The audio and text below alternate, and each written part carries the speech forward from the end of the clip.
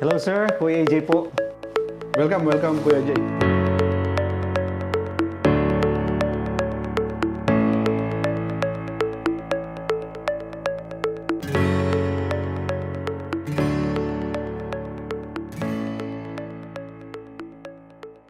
So nandito po tayo ngayon sa TESDA Provincial Office ng Pampanga. I'm with our Honorable Provincial Director, Eric Weda, para tulungan tayo sagutin ang mga katanungan ng ating mga kababayan tungkol sa napakagandang programa ng TESDA. Attorney, magandang tanghali po at maraming salamat sa oras na ibinigay niyo po sa amin. Maayap-abak Kuya AJ. Maayap. Good afternoon. Good afternoon. So hindi na ako magpatumpik-tumpik pa sa mga katanungan ko, idediretso ko na po. Sa first question tayo, Director, kahit sino po ba ay pwedeng makapag-enroll sa TESDA? Opo, generally Kuya AJ, ang lahat ng Pilipino na gustong mag-training sa TESDA, pwede. However, there are some exemption. Okay. Of course, age. Minimum namin is 15 years old. Generally, ang general requirement is high school graduate. Kasi ang TESDA po, ang mga trainings po natin is to prepare the Filipino workforce. So that's why it should be at least a graduate of high school and of legal age. Some programs natin na pwede 15. Alright. Sa age, going back sa age po, ano po yung maximum? Yes, yung maximum. Yun ang palaging tinatanong. We cater even senior citizens. Oh, wow. There is no hindrance in the age. So, kahit na senior citizen, and even with the, I believe there's a new law requiring, or rather recognizing the capability still of the senior citizen or retirees natin, na they can still work. So, in that aspect, we can still help sa TESDA, Ang capacitating ganda them on their field na pupuntahan, na gustong pagtrabahuan. Ang ganda naman yun. So narinig niyo po, kahit mga senior citizen, talagang supported tayo ng TESDA. How about po yung mga kapatid nating PWD? May kurso po bang available sa kanila? Yes, sir. Kuya AJ, in fact, yung PWD is one of our special clients. When we say special clients, when they come to our offices or training centers, hindi naman preferential treatment, but Opo. they are special clients, so they can still avail our training program. Depending on their capacity, Sa yung kakayahan disabilities po nga. nila, oo. opo. There are disabilities that they can still work with their hands and they can still weld. In fact, meron tayong trainer na PWD Oh, wow. na lumpo siya, but still nakakapag-training siya sa electronics rather. Okay. What we are saying that PWD depending sa disability, pwede silang mag-training pa rin. Regardless. Alright. So may ano po yung mga sample courses sir, kung makapagbanggit tayo ng mailan? The most common or rather yung mga palaging meron anywhere in Opo. the Philippines actually is For- bread and pastry production. For ano po yan? For PWDs? PWDs or not PWDs, Okay. marami tayong training sa bread and pastry production, Alright. shielded metal arc welding or pag-welding, EIM, electrical installation and maintenance. Meron tayong mga caregiving. Few years ago, caregiving is very needed. In demand po, no? Not only in country Opo. but also around the world. Tama Yung po. mga ganun na programs, madami po tayo. Libre po ba lahat ng kurso sa TESDA sir? Kasi sa social media, tinitignan ko yung mga comments. Nagtatalo sila, hindi daw, may bayad daw. Ano po yung sagot dito Yan, sir? magandang explain yan, Kuya AJ. Una, ang Government Training Center ng TESDA, we call it TTI, Technology Training Institute natin, mga government run schools, mga training center yan na managed by TESDA. Alright. Bawal maningil. Ayun. Libre yan. Okay. However, we accredit and give certification sa mga private institution, schools, we call it TVI, Technical Vocational Institutions, na pwedeng mag-register sila sa TESDA as a school. Okay. Accredited in TESDA. And there, pwede silang maningil. However, meron tayong scholarship. Ang scholarship ay we base it on area-based demand or what is needed by the area. So every year we conduct a survey, we conduct interviews, we conduct focus group discussion to at least determine what is needed in the province. Okay. So that's the basis of our scholarship allocation in different schools. Alright. So yung schools na nakatanggap ng scholarship, libre siyempre scholarship. Opo, opo. We don't, and in fact, one of the guidelines of TESDA, Kuya AJ, bawal maningil kung scholar yung bata. Additional na paniningil or additional na charges, bawal. Okay. Scholar yon. But the school can still offer their programs na registered sa TESDA for a fee. Ayun, kaya pala hati yung sagot o yung mga comments natin na nakikita ko sa social media. So, I hope naging clear na yon sa ating lahat. May allowance din po bang pinamimigay, Yun. Director? Yes, mayroon allowance. But first and foremost, Kuya AG, sana yung mga applicant natin or gustong mag-training sa TESDA, they are applying for training not because of the allowance. Oo. Kasi minsan nagiging namin ito motivation eh. Oo nga, Ang no? intent ng government natin ay yung allowance ay makatulong sa pamasahe Yun, daily, transportation and food Ayun. para continuous at hindi mag-absent sa training. Ayun. So meron tayong allowance na 160 generally sa mga scholars po natin. Ang daming nagtatanong dito, saan po makikita ang mga TESDA school? Sabi nung isang netizens. Then sabi naman namang isa, saan po pwedeng mag-enroll dito sa Manila? Next question, location po, I'm interested. So, paano nila makikita yung mga TESDA schools? Sir? Yan, magandang tanong yan kay AJ. In fact, we are saying sa survey kasi, TESDA is one of the most trusted agency of the government. And yet, maraming din nakakaalam. Oo nga. Kaya nga, thank you for having this in order for us to be helped in disseminating our programs. So sa tanong, paano malalaman yung programs natin? Kuya AJ, mayroon tayong website. Ayan. Lahat, halos may cellphone, may data. Search nyo lang yung TESDA, tesda.gov.ph. And hanapin nyo lang doon, pwede kayong mag-enroll doon. At makikita nyo doon lahat ng program, lahat ng school na registered sa buong Pilipinas, at lahat ng mga assessment center. Other than they can email us or search us in the web, they can also visit our schools, yung mga registered schools natin, Okay. and inquire. Pwedeng tumawag sa provincial offices and inquire if Yeah. there's available scholarship or if they really need training at kaya nilang magbayad. Ano yung Opo. mga schools na pwedeng mag-provide ng training. Maliban sir sa face-to-face training po natin, meron pa rin po ba tayong online courses ngayon? Yes, Kuya AJ. In fact, sa website natin, doon sa sinabi ko Doon din po. kanina, mayroon tayong button doon na tinatawag nating TOP, TESDA TOP. Online Program. There are so many courses doon na full online, pwede kang mag-training doon, full online. Mayroon tayong modality din, yung mga registered school natin, nagpaparegister sila ng face-to-face sa registration ng program nila.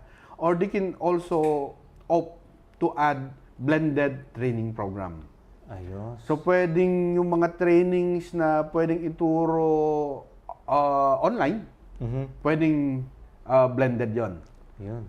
So, blended modality. Face-to-face at saka through online. So doon po makikita na natin yung mga available courses. Nandun na po lahat ng mga information na kailangan nila. Yes, sa TOP. Nandun Okay, na. TOP. Papakita TESDA natin yan. online program. Ano po ang most in-demand courses, lalo na sa mga gustong mag-abroad?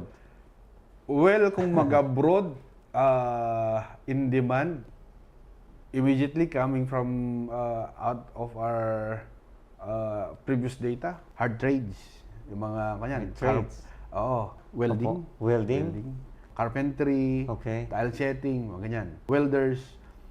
And of course, hindi mawawala caregiving. Ayun, caregiving During the talaga. orientation, during graduation, tinatanong ko yung mga nag-graduate na sa caregiving, anong Opo. plano nyo mag-abroad? Ayun. Yung mga ganun. Madami. Ganda. So, yun po yung mga in-demand courses. How about kung target po nila ay locally lang, ayaw nilang mag-abroad, gusto nila Pilipinas lang, ano po yung mostly course na kinukuha nila? Similar din. Kasi nga, yung industry natin, depende sa lugar. Okay. Like for example, here in Pampanga, Pampanga. economic nandito na lahat. Agriculture, manufacturing, transportation. So yun, Galing. metals and engineering, nandito na lahat. So basically, I cannot specifically pinpoint Kung ano one. talaga. Oo. Pero lahat ng qualification natin, and even beauty, mga Yun. beauty courses natin, mga nail care, Yan. esthetician, marami naghahanap din. Naku, nasabi ni Sir yun. Alam nyo po ba, yung mga kababayan natin, hindi lang sa UK, galing din akong Dubai. Ang dami pong naghahanap na specialized sa beauty. Yes. Namumblema yung mga magagandang Filipina natin na abroad, yung kung saan nila papaayos yung buhok nila, yung mga nails nila. Kasi yung ibang lahi, Magagaling din pero iba yung rate nila. So kaya naghahanap pa rin yung feel at home sila sa mga Pinoy. Yes. Ano po yung recently added course natin sa programa ng TESDA, sir? Ayan, maganda sir. Here in Pampanga, yung TESDA gumagawa ng mga training regulation, Okay. which is the basis of all schools in conducting their training. Gumagawa tayo ng curriculum standard for emerging mga programs, Okay. yung mga kailangan ng industry, ano yung need ng area. So, Opo. curriculum standard. And recently, we have created and already approved yung Kapampangan Cuisine. Kapampangan Cuisine. Uy, interesting po yan. Yes, like cookery. Meron kaming program na cookery eh. May course tayo na cookery. Yung Kapampangan Cuisine naman, more specifically on the traditional and endemic na cuisine ng Pampanga. Na gusto nating i-promote kasi, of course, hindi lang tayo sa TESDA, pati Department of Tourism and other agencies are, and even mas lalo yung local government units natin, provincial Opo. government, gusto nila talagang ma-preserve yung Kapampangan Cuisine. Cuisine. So, Yeah. paano po yun?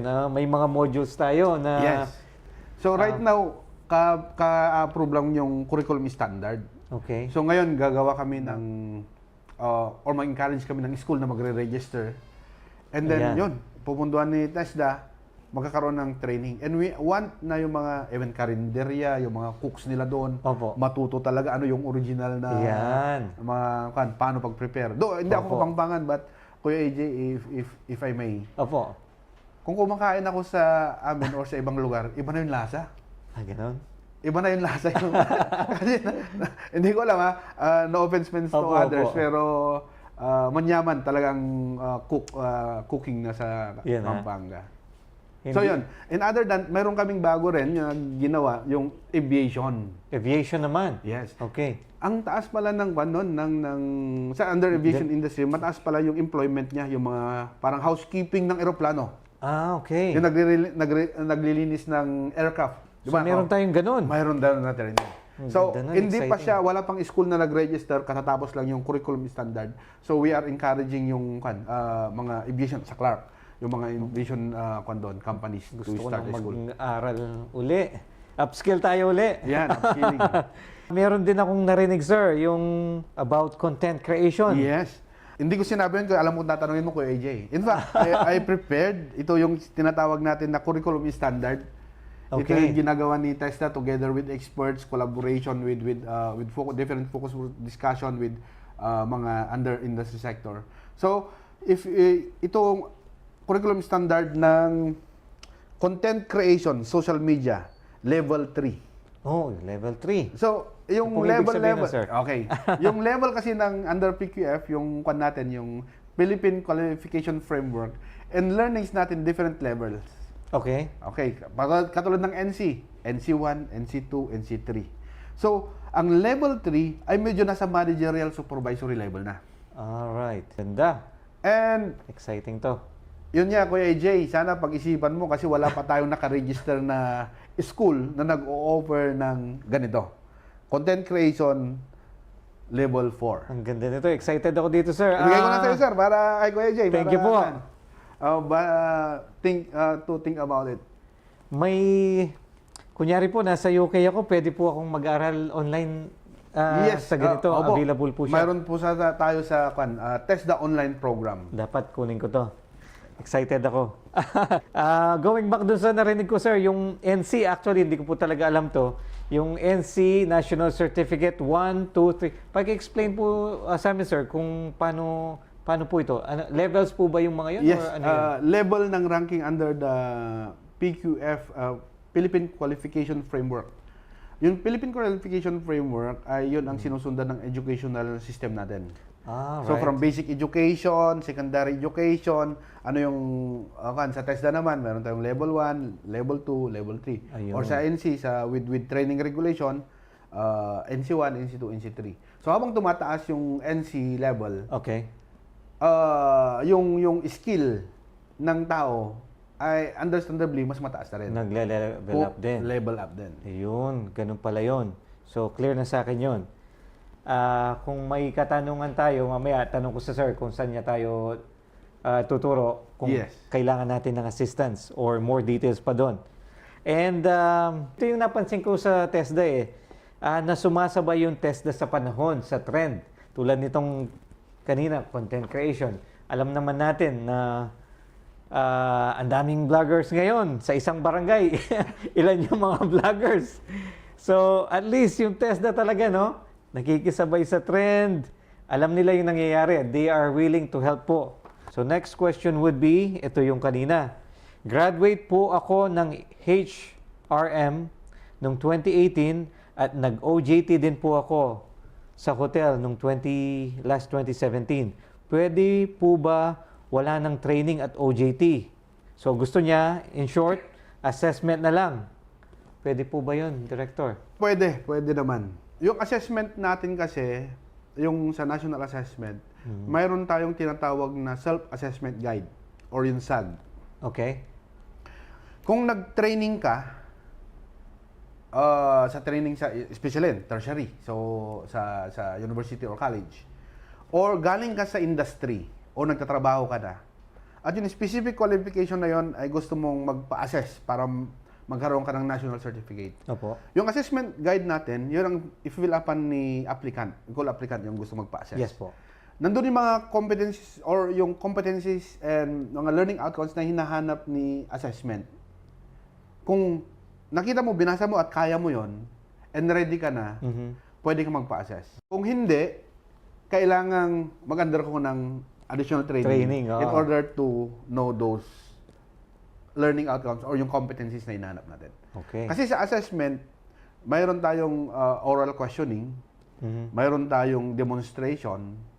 So, yun mga yon ay kahit na may head knowledge ka, pero kung yung skills na required ay may demonstration, kailangan mo mapakita. So, ay natutunan sa training, sa school, or sa industry. Ayun. So, yun po ang pwedeng magpa-assess. Nice. Ang ganda. So, possible. Yun po Possible, yung yes. simpleng diretsong kasagutan. So, next question po. Ito naman. Grabe dito sa yung lugar niya. Okay. Ayaw ako i-enroll sa Java programming. Graduate nga po ako ng BSc Computer Data Processing Management sa lugar niya. Gusto ko sanang mag-TM or kumuha ng training modules para maging assessor. Bawal daw lampas ng edad sa 40 years old. Tama po ba ito? Nako. Ganito, kung may complaint kayo sa mga staff ng TESDA, pwede kayong dumiretso sa regional director. Okay. Or pwede kayong sumulat, mag-email sa central office namin. CO. Okay. But before you gawin nun, alamin nyo muna, tanongin nyo yung nagsasabi, bakit ba, ano yung basis, legal basis Yes na po. bawal. Ang sagot dyan, hindi naman bawal. Even senior citizen can be an assessor trainer. Oh. Ang TM kasi, ang trainer's methodology, parang sa natin, sa teaching natin, sa mga basic education, kailangan may let. Sa TESDA naman, we call that training methodology at kailangan nang ipasa. Sa assessment din, may assessment yon. So sa TM1 natin, meron tayong dalawang COC, yung conduct training, at saka COC2, yung assessment, conduct assessment. So kung assessment ang TM, dalawa. Para sa maging trainer ka, Opo. at para kang maging assessor ka. Okay. Ang required ng TM naman, Kuya AJ, ay dapat mayroon kang national certificate at college graduate. Or, hindi ka college graduate, undergraduate ka, 2 years lang, pero you have a long years of experience in the industry. Opo. Pwede pa rin. Expert ka na, oh. Yes. Ano po yung sinabi nyo kanina kung gusto nilang mag-email sa regional office po yung Yes. sinabi nyo? All our regional offices and provincial offices and even central offices in the different department, Kuya AJ, makikita sa TESDA website. Okay, nasa TESDA website. So, ipo-provide po namin ito sa inyo para easy access. We want to settle problems at the lowest level sa provincial. Possible, oh. Talk to the provincial director first. Okay. Baka hindi niya alam, baka hindi lang nakaintindihan. Ganun yung sinabi. Opo. So, ang napakaganda ng sinabi ni Sir. So, gamitin natin ng mabuti yung hierarchy natin. Protocol sa... So, yung protocol natin sa baba muna, baka doon tayo sa taas agad. Baka masusolve Kuya AJ sa Opo, provincial sa level. provincial Oo. level pa lang, okay na. Alright. Paano naman po yung gustong i-share ang kanilang expertise? So, meron po kasing scaffolding expert. So, gusto nilang i-share yung knowledge nila. OFW siya, marami siyang natutuhan at willing siyang i-share. Ilapit ito na gawing kurso sa TESDA. Possible po ba ito? Possible, Kuya AJ, maganda yon kung galing sa industry. Kasi ang gusto natin, yung mga trainers natin, assessors natin, galing sa industry. Ayan. They know what is new, what is current in the industry. So yung mga kababayan po natin na gustong maging maging training school, lumapit po kayo sa provincial office. Gusto nila maging trainer, assessor. Ayun. Pero katulad ng ibang mga accreditation or recognition, may requirement na kailangan Ayan. nilang i-complete. So, ang good news, pwede po. Sumunod lang tayo sa requirements ni TESDA. Then, we'll see from there. Kung okay lahat, pwede po. May papakita kong video sa iyo, sir. Concern ng isang netizen. Yes po. So, meron daw siyang issue sa national certificate niya. Okay. Ipe-play ko po yung video natin. Sayang. Na hindi ko man lang ito nagamit sa aking trabaho. Na hindi nga ito ino-honor ng mga employer na ina-applyan ko. Grabe, kinastusan ko pa naman ito. Sus, sayang. Right. Ano po? Wow. Unang comment ko, AJ, yung certificate niya ay hindi national certificate. Clearly from the look of it. Pangalawa, it was issued by the institution. Pero yung institution parang test the institution. Ano pong ibig sabihin nito, Director? Fake Meaning, po ba to? We cannot say kasi we do not have the original document. Okay. And looking on the yung pinost niya, it was issued November 7, 2011 or the training date was in 2011. So, in 2011, mga ganyan yung certificate natin. Pero yung sinabi niyang nagbayad siya, medyo may question na yon. Kasi sinabi ko kanina na yung mga test day schools natin ay hindi naniningil Opo. kung nagpapatraining. However, there was a time, I just forgot the year, I think it's in 2014 or 2015, na tinigil. But prior to that, pwedeng maningil under the Sariling Sikap program. Okay. That is a law na recognizing the capability of government institution like schools of TESDA na magkaroon ng income generating program in order to finance their operation. All right. So, pwedeng maningil. But yung paniningil nila, it should not be too high. It should be commensurate only to the need of the training. Okay. So, paano po to kung... Hindi ko alam kasi hindi ko masasagot directly. Initially, at first, sabi ko peke. Pero nung tinignan ko yung year 2011, so, I entered TESDA in 2018. Pwedeng maningil dati. Okay. Okay, pwedeng maningil. Basta hindi masyadong mahal. Hindi mahal pala. Opo. Pangalawa, yung certificate dati, issued by the institution. All right.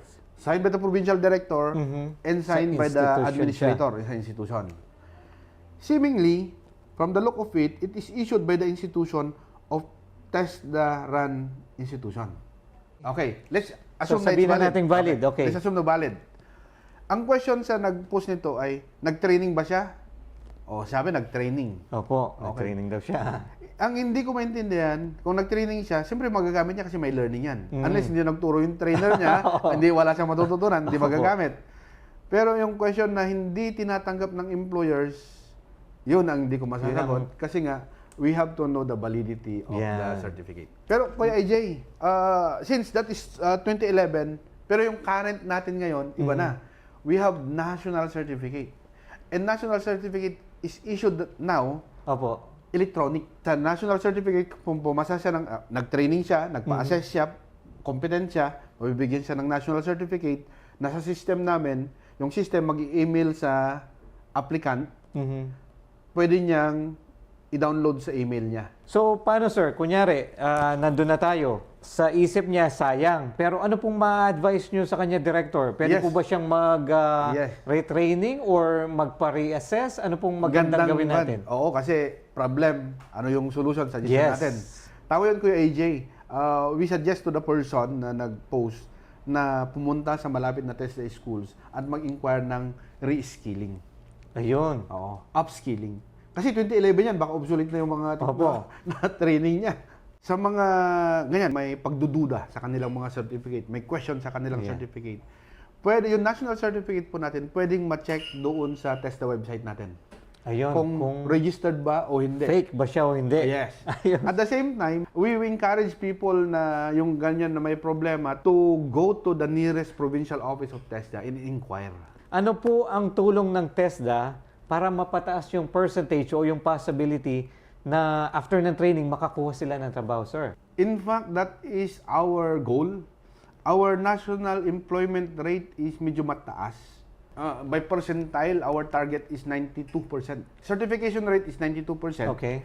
Ang employment rate, if I'm not mistaken, is about 70 or 80%. Sa lahat ng po ng nakapagtapos yun? Yes, yan ang goal natin. Mataas pa rin po. Yun ang goal ni TESDA. In fact, gawin naman ang nangyayari. Yung mga graduates natin ay mas prefer ng employer na may NC yung mga nag-a-apply sa kanila. Opo. May napanood din ako, Director, makwento ko lang. Engineer siya. Pero nagulat ako, nag-TESDA pa rin. Yes. Kasi yun nga, napaka-valuable ng mga national certificates natin. Makita ng employer yon, so may degree ka pa, plus factor pa yon. Pogi points pa rin Yes, po. yes.